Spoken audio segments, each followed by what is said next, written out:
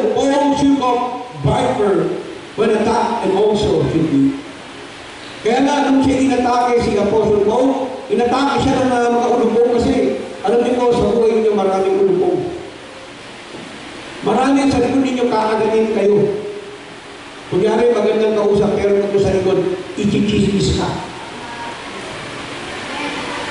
Lahat ng bagay sa church, sisiraan yan, sisiraan kayo. Kaya mag-ingat kayo sa mga tao niyan.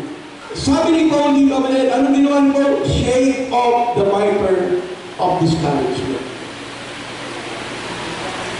Sa buhay na ito, maraming ulupong nakakagalit. Pipiliin ninyo yung totoong magiging kaibigan ninyo. Piliin ninyo kasi may mga tao na gusto makipagkaibigan na sila na magbe-benefit. Gusto nila sila na makikinabang sa'yo. Pero sila hindi mo mapapakinabangan. Bakit? Pagtanggol mo, aakahasin ka. Pero minsan tunay yan, kahit tunay yan sa iglesia ng mga ganyan.